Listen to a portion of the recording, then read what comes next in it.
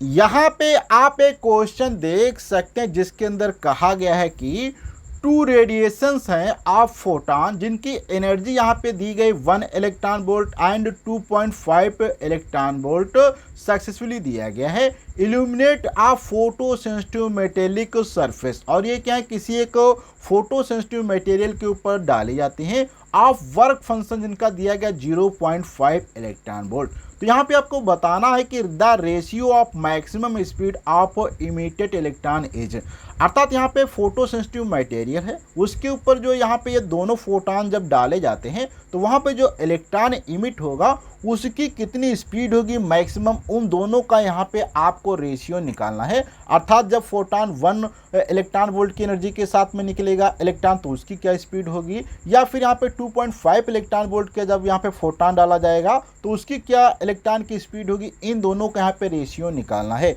इसी टाइप के यहाँ पे आज हम और भी टॉप 5 क्वेश्चन पे बात करने वाले हैं जो कि आपके टीजीटी के एग्जाम, पीजीटी के एग्जाम, एलटी ग्रेड या यूपीपीसीएस से संबंधित कंपटीशन एग्जाम के होने वाले हैं। तो बिना देर किए करते हैं आज का वीडियो स्टार्ट। तो यहाँ पे सबसे पहले अगर हम बात करें कि यहाँ पे क्या क्वेश्चन कह रहा था, तो क्वेश्चन में कह रहा था कि कोई फोटो सेंसिटिव मटेरियल है, जैसे कि यहाँ पे सपोज करो ये हमारे पास क्या है, एक फोटो सेंसिटिव मटेरियल है और इसके ऊपर यहाँ पे एक ये फोटॉन गिर रहा है जिसकी एनर्जी क्या है 1 इलेक्ट्रॉन वोल्ट है, दूसरा फोटॉन गिरा जिसकी 2.6 इलेक्ट्रॉन वोल्ट है। तो यहाँ पे जो यहाँ पे इलेक्ट्रॉन इससे इमिट होते हैं उनकी क्या मैक्सिमम काइनेटिक एनर्जी होगी, और इस पदार्थ का जो यहाँ पे दिया गया वर्क फंक्शन 0.5 इलेक्ट्रॉन वोल्ट। तो देखो यहाँ पे सबसे पहले आपको ये जानकारी होना चाहिए कि वर्क फंक्शन यहाँ पे हम क्या करते हैं, इसको 5 से लिखते हैं जो कि 0.5 इलेक्ट्रॉन वोल्ट दिया गया है। E1 अर्थात इलेक्ट्रॉन फोटॉन 1 के लिए और फोटॉन 2 के लिए यहाँ पे एनर्जी है।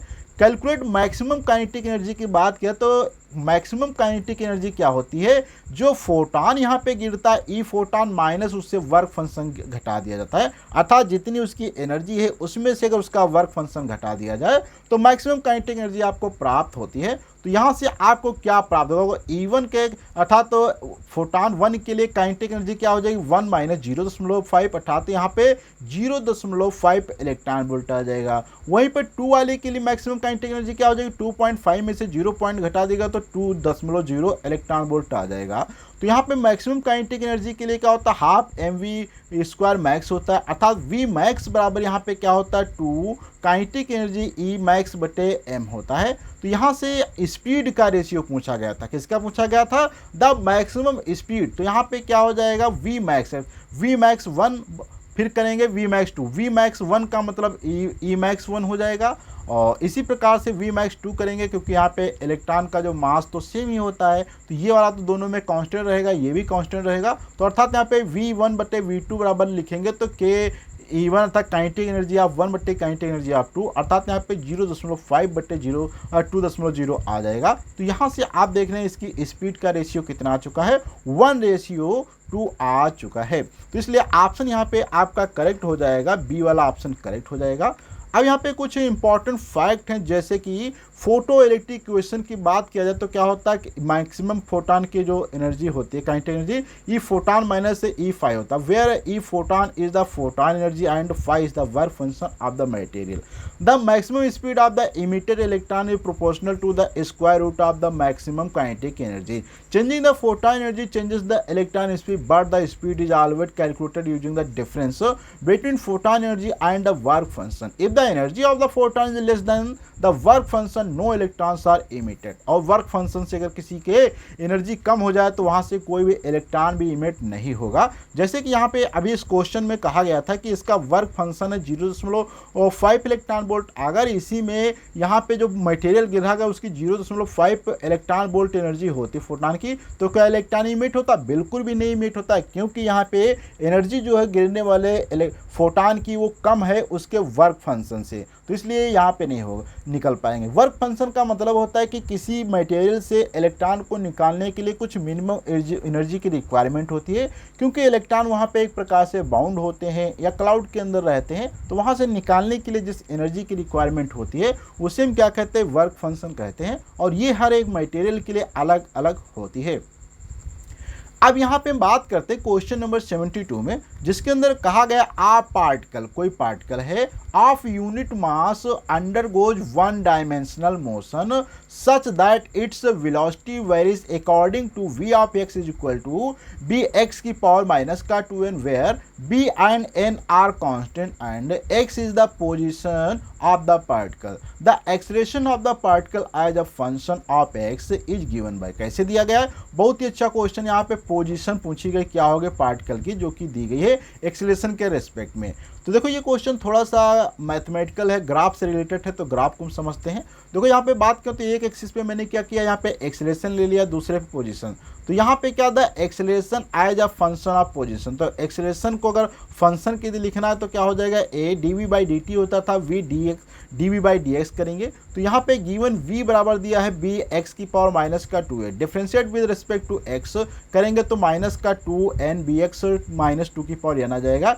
स्टेप यहाँ पे आपको क्या करना है, plug into the acceleration formula. अब इस एक्सेलरेशन वाले फार्मूले में आपको पुट कर देना है। तो यहाँ से आप सॉल्व करेंगे तो आपका ये निकल के आ जाएगा। अब यहाँ पे बात करें तो ये हमारा ऑप्शन ए वाला करेक्ट हो जाएगा। अब यहाँ पे कुछ इंपॉर्टेंट फैक्ट बात करें जो कि रिलेटेड टू दिस क्वेश्चन है, जैसे कि the acceleration when velocity is function of position a क्या होता है, v dv/dx होता है। Power rule for the differences क्या होता है, d/dx x की पावर m होता है। The form is common in the classical mechanics specially for the variable velocity position v। One dimensional motion with position dependent velocity occurs in many physical scenarios such as central force field और dissipative में आते हैं। अब यहाँ पे question number जो 73 दिया गया है, जिसमें कहा गया है कि a drum of radius r and mass m rolls down without slipping along an inclined plane angle theta. अर्थात कोई एक ड्रम दिया गया जो कि एक इंक्लाइंड प्लेन के ऊपर रखा गया, जिसमें ड्रम की रेडियस क्या है, ड्रम की रेडियस यहाँ पे r दी गई है और यहाँ पे इसका मास कितना दिया गया है, m दिया गया है। और ये क्या करता है, यहाँ पे रोल हो रहा है। और रोल होने में दो कंडीशन होती हैं, विदाउट स्लिपिंग रोल करता है, एक होता है स्लिप करने के साथ, ये विदाउट स्लिप करके रोल करता है। तो यहाँ पे द फ्रिक्शनल फोर्स की कितनी रिक्वायरमेंट होगी, तो यहाँ पे क्या dissipate energy at his decreases, क्या होगा यहाँ पे डिक्रीजेस रोटेशनल एनर्जी या convert translational energy into rotational. तो देखो यहाँ पे सबसे पहले बात करते हैं तो फ्रिक्शनल फोर्स जो यहाँ पे वर्क करेगा यहाँ पे, तो देखो ये रोटेट करेगा तो यहाँ पे इसके पास क्या होगी, एक तो रोटेशनल एनर्जी होगी काइनेटिक एनर्जी, और यहाँ पे ट्रांसलेट भी करा तो इसके पास क्या होगी, एक ट्रांसलेशनल काइनेटिक एनर्जी भी होगी। इसके मास के कारण एक नीचे की तरफ यहाँ पे क्या करता है, ये करेगा। फ्री बॉडी डायग्राम की बात करें तो यहाँ पे मास के कारण एक नीचे की तरफ क्या करता है, यहाँ पे फोर्स करेगा जो कि mg होगा। वहीं पे ये सरफेस पे रखा तो एक रिएक्शन लगेगी जो कि इस सरफेस के परपेंडिकुलर लगेगी, तो यहाँ पे रिएक्शन ऊपर की तरफ लगेगी। अब यहाँ पे नीचे आ रहा, तो यहाँ पे अगर बात करें जैसे कि यहाँ पे रखा है सरफेस पे, तो यहाँ पे आप देखेंगे यहाँ पे ये जो पार्ट होता है यहाँ पे एक लगेगा फ्रिक्शन फोर्स। अगर फ्रिक्शन फोर्स नहीं लगता तो ये ऑब्जेक्ट नीचे आ रहा था, अगर ये नीचे आ रहा था, अगर फ्रिक्शन फोर्स नहीं लगता तो बिना रोलिंग के ऐसे चला जाता है। लेकिन फ्रिक्शन फोर्स होने के कारण ये क्या करता है, इस पार्ट को रोकने की कोशिश करता है। क्या करता है, ये जो सरफेस यहाँ पे, ये सरफेस इस वाले जो यहाँ पे आपका ड्रम दिया इसको रोकने की कोशिश करता है इस सरफेस को। लेकिन ये ऊपर का पार्ट यहाँ पे सेंटर ऑफ मास नीचे की तरफ होने के कारण ये आगे जाने की कोशिश करता है, जिस कारण से ये रोकने की कोशिश करता है, ये आगे जाने तो ये पार्ट आगे बढ़ जाता है, ये पार्ट पीछे बढ़ जाता है। तो यहाँ पे आप देखेंगे फ्रिक्शन फोर्स क्या करता है, आगे की वर्क करता है, तो इसका पीछे आगे की तरफ वर्क करता है, जिसके कारण से ये रुक रहा है। पीछे की तरफ यहाँ पे इसको पीछे ढकेलने की कोशिश नहीं करता, ये आगे की तरफ, तो ये ऐसे रोटेट करना स्टार्ट करेगा, क्योंकि ये नीचे पार्ट आएगा तो यहाँ पे ये पीछे की तरफ जाएगा, तो इस प्रकार से क्या करेगा, ये यहाँ पे रोटेट करना स्टार्ट कर देता है। तो यहाँ पे कहा गया था फ्रिक्शन फोर्स होगा, क्या होगा, तो इससे पूछा गया था। अब देखो यहाँ पे बात करें तो इन प्योर रोलिंग अर्थात without slipping the point of contact between the drum and the plane is momently at the rest. यहाँ पे कांटेक्ट पॉइंट क्या होता है, हमेशा रेस्ट में रहता है अगर वहाँ पे स्लीपिंग विदाउट फ्रिक्शन की बात की जाती है। और फिर कहा था friction force here is the static and does no work, और यहाँ पे कंजर्वेशन की बात की जाए तो इसलिए यहाँ पे क्या होगा, नो वर्क होगा। It does not dissipate energy as heat, यहाँ पे हीट के रूप में कोई एनर्जी डिसिपेट नहीं होगी। Instead this the frictional force is responsible for the enabling the conversion of translation motion into rotational motion. आप समझ सकते हैं अगर ये फ्रिक्शन फोर्स नहीं यहाँ पे लगता तो ये क्या सीधे जाता, ड्रम रोटेट नहीं करता। इसलिए यहाँ पे जो फ्रिक्शन फोर्स वर्क करता है वो क्या करता है, ट्रांसलेशन जो यहाँ पे मोशन है उसको क्या एक रोटेशनल मोशन में कन्वर्ट करने की कोशिश करता है। Thus it does not reduce the energy but redistribute it between the translational and rotational kinetic energy form. Static friction is the essential for the no slip condition and no slip condition क्या होता है, V = R omega होता है। तो correct option की बात करें तो convert translation energy to rotational energy, यहाँ पे डी वाला ऑप्शन है। तो convert to translation energy to rotational energy में यहाँ पे जो फ्रिक्शन फोर्स है ये वर्क करता है कि हमारा जो यहाँ पे ट्रांसलेशन मोशन है उसको एक रोटेशन मोशन के अंदर कन्वर्ट करने की कोशिश करता है। अब यहाँ पे कुछ इंपॉर्टेंट फैक्ट भी लिखे हैं जिनको आप डिटेल से पढ़ सकते हैं, और पढ़ने के लिए यहाँ पे आप चाहें तो नीचे डिस्क्रिप्शन बॉक्स में लिंक मिल जाएगी, वहाँ पे क्लिक करके डायरेक्ट आप इस पूरी पीडीएफ को डाउनलोड करके पढ़ सकते हैं। अब यहाँ पे बात करते हैं क्वेश्चन जो कि आज का हमारा 70 नंबर 4 है, जिसमें कहा गया which of the following equation, अर्थात नीचे इक्वेशन है रिप्रेजेंट आ वेव, रिप्रेजेंट करती कौन सी यहाँ पे वेव को इक्वेशन रिप्रेजेंट करती है, ए बी सी और डी। तो देखते हैं कि वेव की इक्वेशन क्या होती है। तो अगर यहाँ पे बात करें तो वेव देखो यहाँ पे पहली इक्वेशन y बराबर ए साइन ओमेगा टी, क्या ये एक सीधी इक्वेशन है। y बराबर ए कॉस ओमेगा वो आपकी इस प्रकार से इक्वेशन है। y बराबर ए ओमेगा टी माइनस के एक्स सी ये वाली हो जाएगी। यहाँ पे अलग अलग टाइप की मैंने बना लिया। वहीं पे y बराबर A sign A T minus इस प्रकार से इक्वेशन यहाँ पे, अर्थात तो ये इक्वेशन आप बनी हुई देख सकते हैं।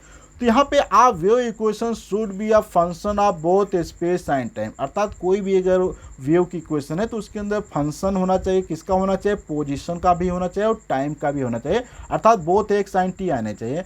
And it should be sinusoidal होनी चाहिए। साइनोसॉइडल का मतलब साइन या कॉस में होनी चाहिए। तो यहाँ पे आप देख सकते हैं कि पोजीशन में होनी चाहिए। तो यहाँ पे अगर हम बात करें एग्जांपल जैसे कि y बराबर A sine omega T minus के एक्स, वाई बराबर ए कॉस ओमेगा टी माइनस का के एक्स, ये सभी क्या है आपकी एक प्रकार से यहाँ पे आपके वेव की इक्वेशन को रिप्रेजेंट करती हैं। अब यहाँ पे ऑप्शन ए की बात करें तो y बराबर A sine omega depends only on the time describe simple harmonic motion not wave, ये वेव को रिप्रेजेंट नहीं करता। क्यों? क्योंकि यहाँ पे आप देखेंगे कि यहाँ पे जो है y केवल डिपेंड करता है टाइम पे, इसमें पोजीशन की बात नहीं की गई, इसलिए रॉन्ग हो जाएगा।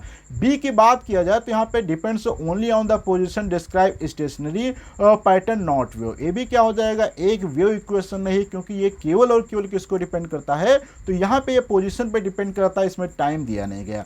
यहाँ पे अगर हम बात करते हैं तो ए टी, यहाँ पे combination of both time and position general form of the wave equation, इस प्रकार से ये क्या हो जाएगी हमारी वेव की इक्वेशन यहाँ पे हो जाएगी। लेकिन यहाँ पे अगर इसमें बात करें तो linear is argument not sinusoidal, इसमें साइनोसॉइडल नहीं है, तो डी वाला करेक्ट हो जाएगा, इनकरेक्ट हो जाएगा। तो यहाँ पे केवल आपका सी करेक्ट रहेगा, उसके अलावा आपका डी वाला इनकरेक्ट रहेगा, डी वाला इनकरेक्ट रहेगा, आपका ए वाला भी क्या है इनकरेक्ट रहेगा और सी वाला भी इनकरेक्ट रहेगा, अर्थात सी वाला केवल सही रहेगा, उसके अलावा A B and D incorrect हो जाएंगे। अब यहाँ पे क्वेश्चन दिया गया है फिर से कि a very long straight wire carries a current I at the instant when a charge Q at point P has velocity v as shown force on the charge, क्या होगा।